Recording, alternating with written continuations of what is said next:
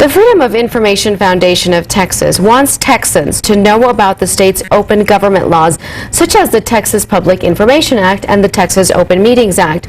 The FOIFT travels around the state and holds seminars to share this information. The foundation is holding seminars here in El Paso. Estela Casas got a chance to sit down with the foundation's executive director. There's a delicate balance between the right to access information and the right to privacy. But one thing is clear. The law says government should operate in the open, and citizens have a right to watch their government in action. Joining me now is Kelly Shannon, the Executive Director of the Freedom of Information Foundation of Texas, and FOIFT is a nonpartisan, nonprofit organization that advocates for and protects the public's right to information. And you just held a session, I understand, with the Attorney General's office, and the focus was open government. Why El Paso? Well, we hold these seminars around the state. We like to get outside of Austin and go all over the state to make sure that folks are familiar with our important open government laws, the Texas Public Information Act and the Texas Open Meetings Act. So El Paso is one of several places this year where we're holding these seminars. And I understand you're going to have about 40 people there, so that is definitely some good news. Now, so what are some of the main issues you've been seeing as threats to open government at the state level?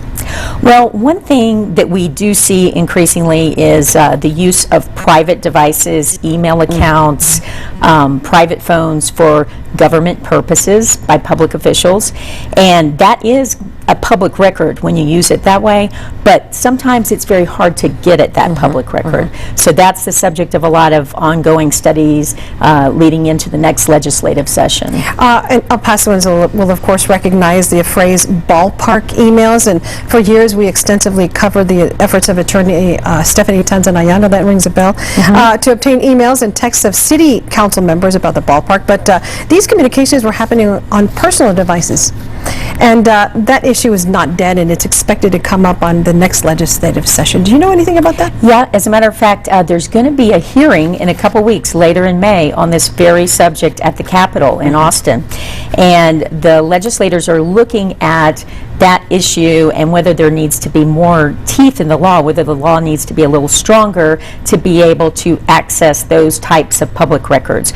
Already the law says that they are public records, but there is a loophole, and we're looking at ways to try and close that loophole, and that's one issue that's going to come up in the 2017 session. We've recently seen some confusion at City Hall here where Council discussed City Manager Tommy Gonzalez's performance improvement plan.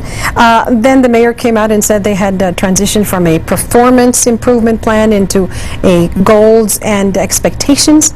And the discussion, the decision was made behind closed doors. Is that a bit concerning? Yeah, it is concerning because it sounds like a decision may have been made behind closed doors.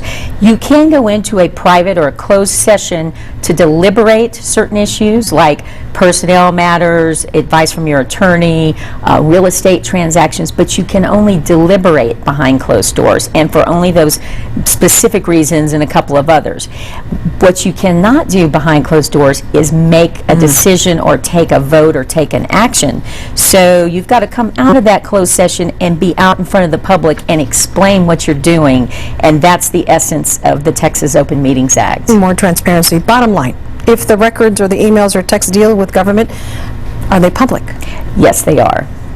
Okay. If they are on a private device and they're dealing with public business, they're public record. Do you think many times that elected officials or the agencies are simply not aware of these laws? You know, and that's a really good point. Sometimes that is the case. Occasionally we have people who are trying to step around the laws, but many times people are not very informed about the laws. So that's one reason we go out in cooperation with the Attorney General's office, like we're doing here in El Paso and elsewhere, to try to inform and educate people about the laws, because education and outreach is really the answer, because people want to follow the law.